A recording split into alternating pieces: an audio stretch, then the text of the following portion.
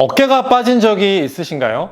아니면 운동을 하거나 일상생활을 할 때 어깨가 빠질 것 같은 불안감이 항상 있으신가요? 그렇다면 오늘 영상을 꼭 보시기 바랍니다. 안녕하세요. 정형외과 전문의 닥터 홍 선생입니다.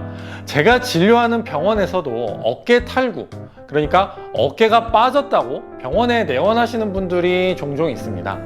그런데 이런 어깨가 빠지는 것을 겪은 환자분들이 빠진 어깨를 맞추고 나서 일상생활에 아주 큰 문제는 없다 보니까 별다른 재활이나 운동을 하지 않고 그냥 지내시는 경우가 굉장히 많습니다. 그래서 다시 빠지기도 하고 어깨가 빠질 것 같은 불안감을 항상 가지고 있는 경우도 있습니다. 이런 어깨 탈구나 불안정을 가지고 있는 환자분들께서 도대체 내 어깨는 어디가 문제인지, 그리고 다시 안 빠지거나 불안감을 없애려면 도대체 어떤 운동을 어떻게 해야 좋은지 많이 궁금해 하시고 실제로 진료실에서도 많이 물어보시는데요. 그래서 이번 영상에서는 어깨 탈구에 대해서 상세히 알려드리고 불안정한 어깨에 도움이 되는 아주 좋은 운동 방법들을 소개시켜 드리도록 하겠습니다. 이번 영상이 마음에 드셨다면 구독과 좋아요 버튼 꼭 눌러주시기 바라고요. 제가 근무하고 있는 부천 현대정형외과에 대한 자세한 내용은 영상의 하단부를 누르면 확인하실 수가 있습니다. 우선 어깨 탈구가 무엇인지부터 알아보도록 하겠습니다. 어깨의 뼈 구조를 간단히 살펴보면 우리가 흔히 어깨뼈라고 하는 상완골의 머리, 상완골두가 있고요. 이 상완골두는 몸통에 붙어있는 날개뼈의 일부인 관절와라고 하는 부위와 짝을 이루어 위치하게 됩니다. 어깨 탈구란 이 상완골두와 관절와가 완전히 분리되어서 자연적으로 복원이 되지 않는 상태를 말합니다. 간혹 어깨가 살짝 빠졌던 것 같아요 라고 표현하는 것은 아탈구 혹은 부분 탈구라고 하는데, 상완골두와 관절와가 탈구처럼 완전히 분리되지는 않고 상완골두가 부분적으로 움직인 상태를 말합니다. 탈구가 되는 방향은 앞, 뒤, 위, 아래 다양한 방향으로 빠질 수가 있지만 90% 이상이 상완골두가 앞으로 빠지는 전방 탈구입니다. 어깨 탈구는 다쳐서 생기는 경우가 대부분이지만 야구 선수들처럼 과도한 외회전을 자꾸 반복하게 되는 경우에도 어깨 앞쪽 구조물이 손상되면서 불안정이 생길 수가 있고 심한 경우 탈구가 진행될 수 있습니다. 어깨 관절은 운동 범위가 상당히 넓어야 하는 관절입니다. 사람은 두 발로 걷기 때문에 양손의 기능이 굉장히 중요한데요.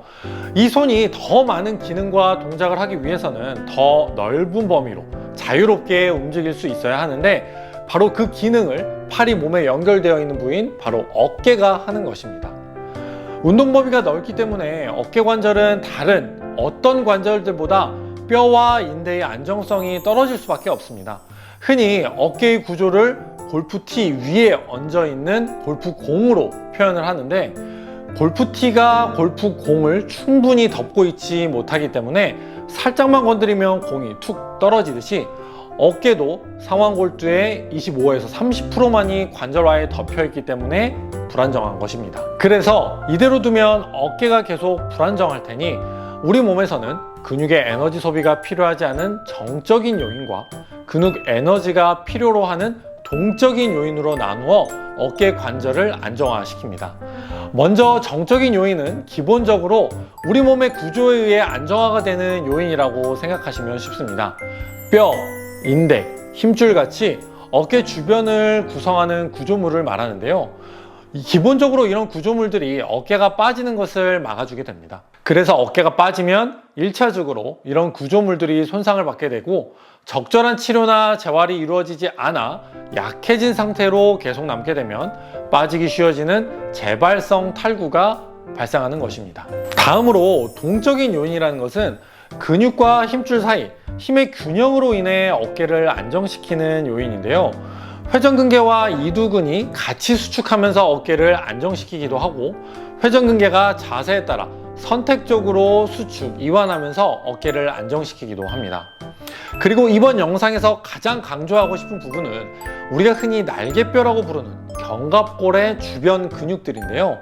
승모근, 능형근, 광배근, 전거근, 견갑거근 이런 것들이 대표적인 견갑골 주변 근육입니다. 우리가 팔을 사용할 때에는 단순히 팔만 쓰는 것이 아니라 몸통에 붙어있는 견갑골이 단단히 지지해준 상태에서 팔이 움직이게 됩니다. 보통 포크레인으로 비유를 많이 하는데요. 포크레인의 긴 팔 부분이 우리 몸의 손과 팔이고 포크레인의 중심 부분이 견갑골이라고 생각하시면 됩니다. 만일 포크레인의 몸통 부분이 단단히 유지되지 않고 덜렁거리게 된다면 어떻게 될까요? 정상적으로 흙을 퍼내거나 움직일 수 없을 것입니다. 우리 몸도 마찬가지로 견갑골이 불안정하면 팔을 사용할 때 불안정해지고 어깨의 다른 근육들을 많이 사용하게 되면서 문제가 발생하게 됩니다. 그렇기 때문에 견갑골 주변 근육이 단단해져야 어깨의 과도한 움직임이 있더라도 견갑골이 단단히 지지해주기 때문에 어깨 관절의 불안정을 잡아줄 수가 있는 것입니다. 그럼 어깨가 빠졌다면 아니면 빠졌었다면 어떻게 치료를 해야 될까요? 어깨가 빠졌었을 때는 당연히 원래 자리로 맞추어야 합니다. 다만 무작정 맞추다 보면 근육이나 인대 또는 신경이 끼어 들어가면서 손상을 줄 수 있기 때문에 반드시 병원에서 치료하는 것을 권유드리고요.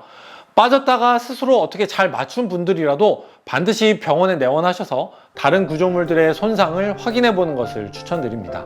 병원에서는 기본적으로 엑스레이와 초음파를 이용해서 간단히 손상된 구조물들을 확인하기도 하지만 어깨가 빠졌을 때 가장 많이 손상받은 관절 와순의 경우 이런 검사들로 확인하기가 어렵기 때문에 MRI를 통해 손상 여부를 확인하고 치료 계획을 세우게 됩니다. 그럼 어깨가 빠졌다면 무조건 수술을 해야 되느냐? 대부분 그렇지는 않습니다. 처음 어깨가 빠졌다면 외전 보조기를 착용해서 팔을 바깥쪽으로 벌리고 이렇게 바깥으로 돌린 상태로 잘 유지하면 대부분의 경우 큰 문제 없이 회복될 수 있습니다. 다만 어깨가 빠지면서 관절 와순이 찢어지거나 관절와가 부러지는 등 어깨를 안정화시키는 구조물에 심각한 손상이 있다면 빠른 수술적 치료가 필요한 경우도 있을 수 있습니다.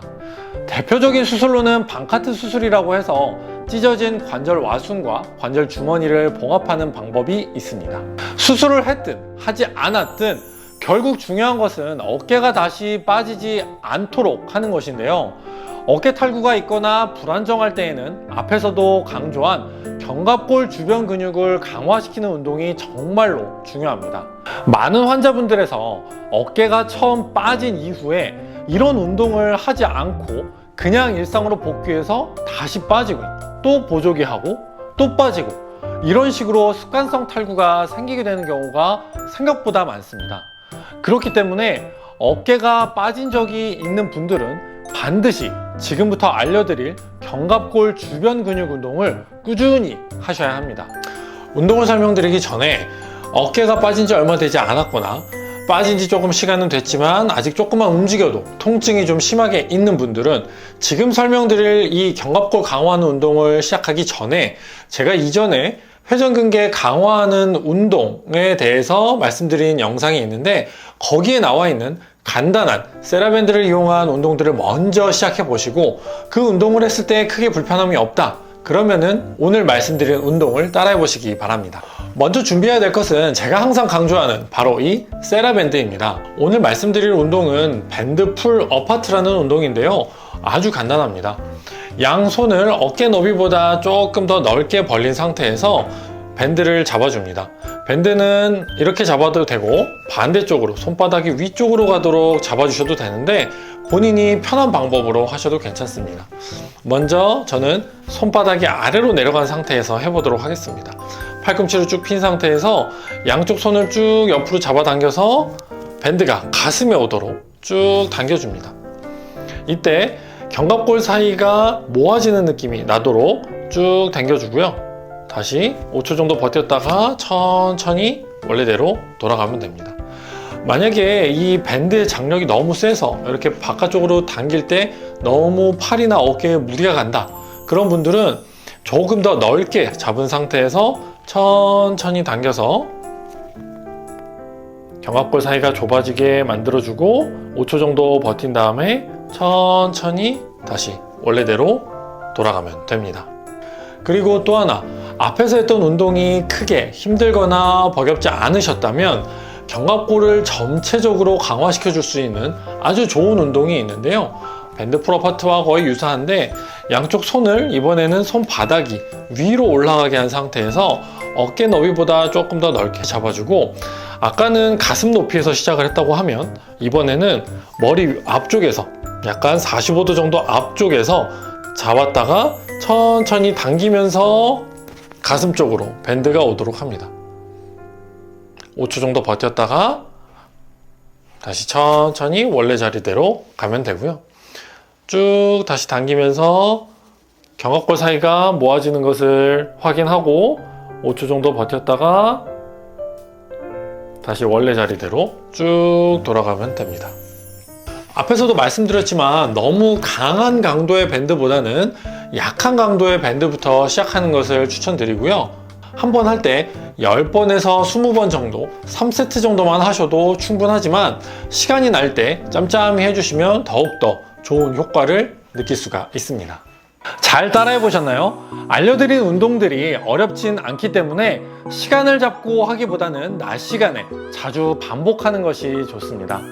그래서 단단한 견갑골과 함께 건강한 어깨 유지하시길 바랍니다. 그럼 저는 다음 영상에서 뵙겠습니다. 감사합니다.